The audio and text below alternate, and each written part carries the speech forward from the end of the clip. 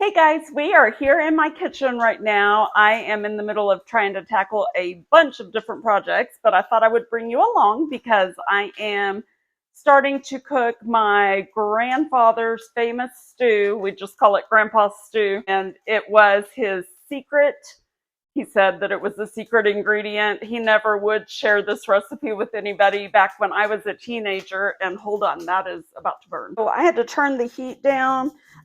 One difference in me making this stew versus my grandfather is that when he would make this, he probably would have laughed at me for using such lean ground beef. So I'm going to add a little bit of oil here because I did let that cook just a little too long and it really dried out. So I'm going to finish kind of simmering this up a little bit while I tell you the story behind it. When I was pregnant with one of my oldest two boys, I was really craving my grandpa's stew. And back then, my grandparents lived in Arkansas, and I have always lived in Oklahoma my entire life. Grandpa never did share his recipe with anybody. He said it was his secret recipe. And this was around 99, I think, that I called him and convinced him to give me the recipe. I promised I wouldn't tell anybody. I was just really craving it because I was pregnant and I was asking my mom for it, and she said she didn't know it. Grandpa wouldn't give it up. And she said because I was pregnant, if I called him and begged him, he probably would give it to me.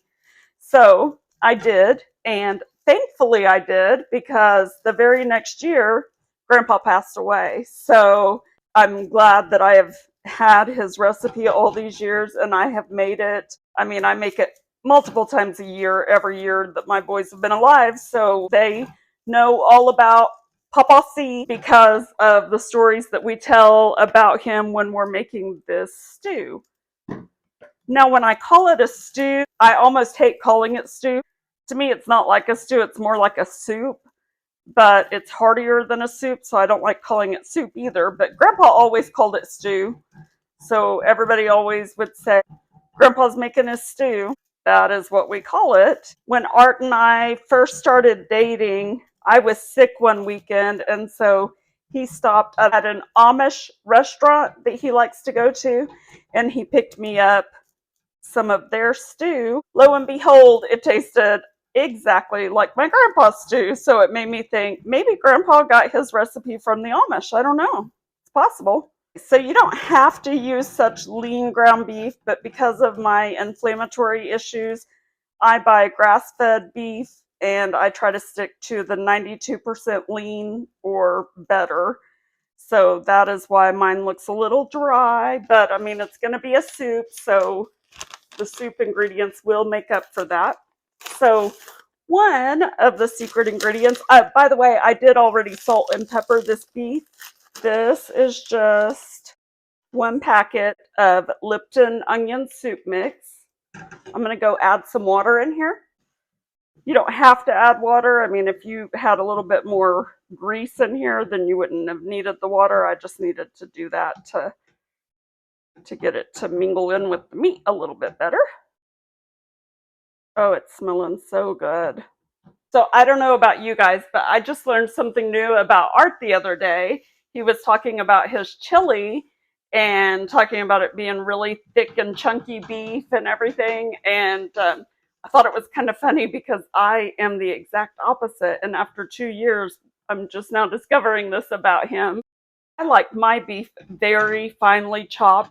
I don't like large chunks. I mean, it's fine, but if I'm eating ground beef, I would rather have it finely chopped like this. I really like to chop mine up and get it very nice and crumbled, you know. I do that with my chili, or if I'm making tacos or enchiladas or spaghetti, it does not matter. I like it chopped up in little pieces. I don't know why I'm very picky like that. What about you guys? Do you prefer large chunks or smaller pieces like this? Okay, guys, so we're about to get as fresh can be because I just went to get potatoes out and the bag that I had in here is sprouting. I had them a little too dark, and so anyway, they started sprouting. So I have a bag out on the back patio that is still in the dirt that I have not dug out of the dirt yet. So we're going to go get fresh potatoes for this stew.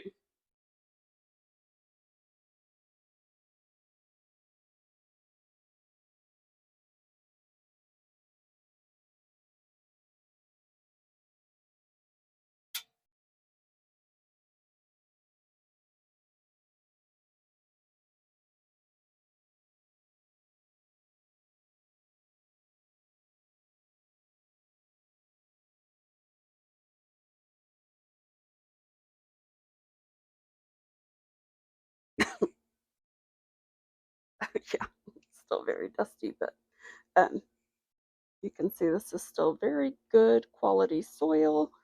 We're gonna recycle it into the compost. Yeah, it's great stuff. We have chopped up some potatoes and did not have one of my big pots clean. They are all being used right now, storing other things in the freezer that I haven't gotten to yet. So that is why we are using this smaller one. So I'm not going to make quite as large of a batch today, but that's okay because it's probably just going to be me and Art eating it anyway. So we are going to get these potatoes simmering, and then we will start adding in the rest of the ingredients. But for now, let's run out to the freezer and get some of the carrots and beans that I preserved earlier this year.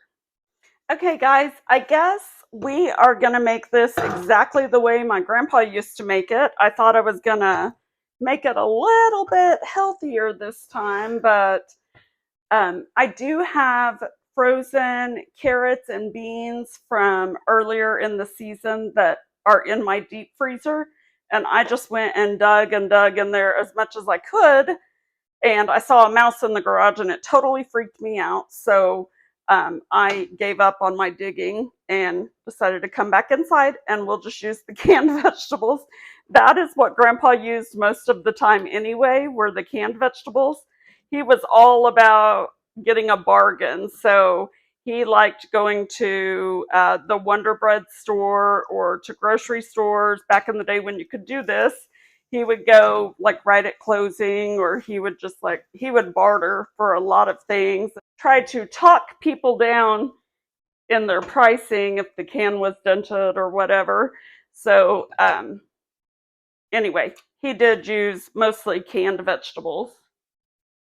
I was looking forward to adding in the fresh carrots and the fresh green beans, but that's okay. We'll do that next time when I'm more prepared, or when Art is here and he can get those out of the freezer for me. So right now I'm just sticking in some mixed vegetables, and you just dump these in with the liquid. That's what gives it that soupiness.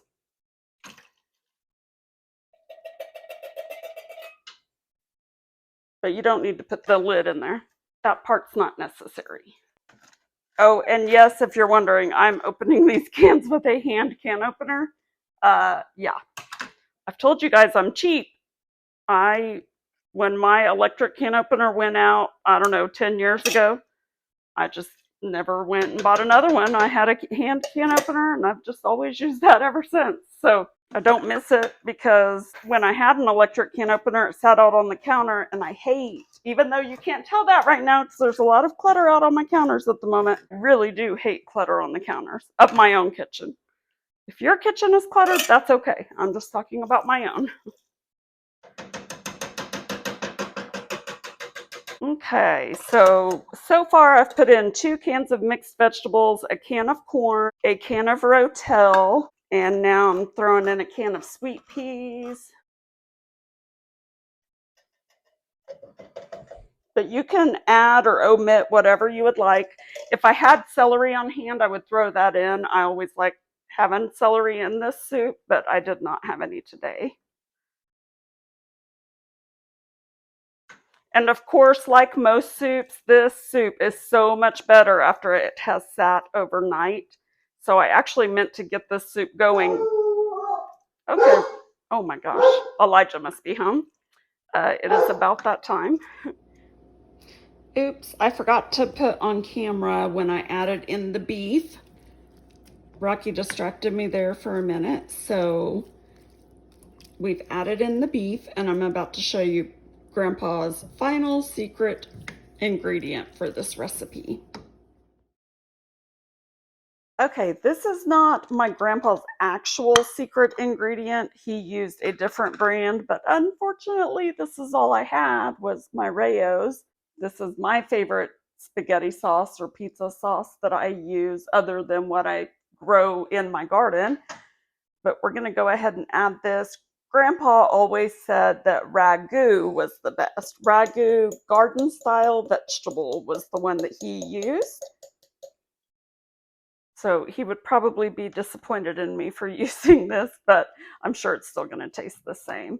So that was always his secret ingredient. That's what gave it a stew-like consistency, I guess you could say. Although I think it gives it more of a tomato base than what I think of stew as being. So anyway, this is it.